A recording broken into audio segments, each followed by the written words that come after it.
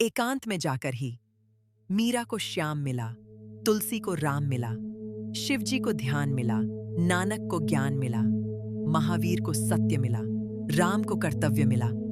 अकेला होना शर्मिंदगी नहीं है, हार नहीं है, यह आपके भाग्य के बदलने की निशानी है।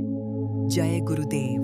साधकों, कायर हो तुम, हाँ कायर हो तुम।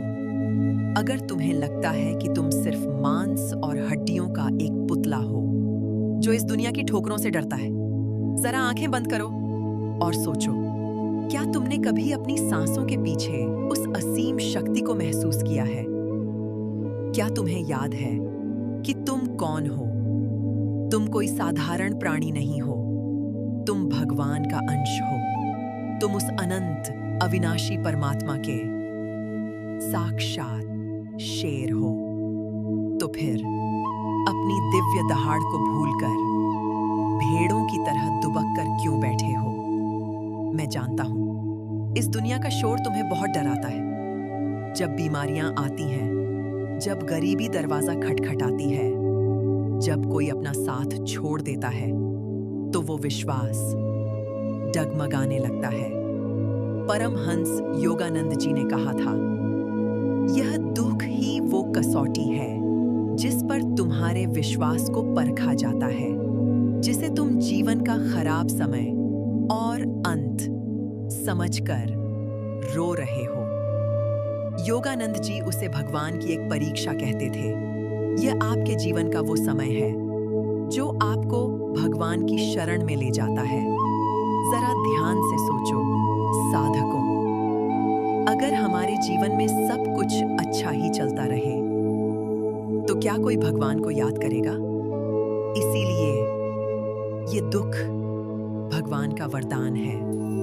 भगवान इसके माध्यम से आपके कर्मों में पवित्रता लाना चाहते हैं, आपको सच्चे मार्ग पर चलाना चाहते हैं। तो अगर आप भी जीवन के इस संघर्ष में अकेलेपन से जूझ रहे हैं और भगवान में अटूट विश्वास जगाना चाहते हैं, तो अभी हमारे चैनल को सब्सक्राइब करें और इस आध्यात्मिक परिवार का हिस्सा बनें, क्योंकि आगे जो हम बताने वाले हैं वो आपके जीने का नजरिया बदल देगा। आपका आध्यात्मिक और सकारात्मक नजरिया ही भाग्य के बदलने की निशानी है। तुम उस साम्राज्य के मालिक हो जहां कोई बीमारी नहीं, कोई कमी नहीं, कोई दुख नहीं, लेकिन तुमने अपने ही मन की कमजोरियों से, अपने ही अज्ञान से, अपने चारों ओर दुख की एक दीवार खड़ी कर ली है। अकेले रह जाना कोई हार नहीं है, यह भगवान का एक रणनीतिक कदम है आपके जीवन के उद्धार के लिए। क्योंकि जब कोई साथ नहीं होता, तभी तो तुम उस एक के अस्तित्व को महसूस कर पाते हो जो हमेशा साथ था, पर तुम ही दुनिया के खेल में खोए हुए थे। हाँ, कोई और नहीं, इस पूरी दुनिया का तारणहार परम पिता परमात्मा। इस दुनिया को भगवान ने बनाया है, तो सोचो, आप भी भगवान के लिए पुत्र या पुत्री के समान हो। भगवान आपको दुख नहीं देते, वो तो अपनी संतान को सच्चाई और धर्म का पाठ पढ़ाने के लिए कभी-कभी संघर्ष का मैदान बना देते हैं, जिसका रास्ता धर्म, नीति, सेवा, उपकार, आदर्श और कर्तव्य का बोध करा के आपके ज्ञान का मार्ग प्रशस्त करता है। भगवान ने इसी महान कार्य के लिए आपको इस दुनिया में भेजा है।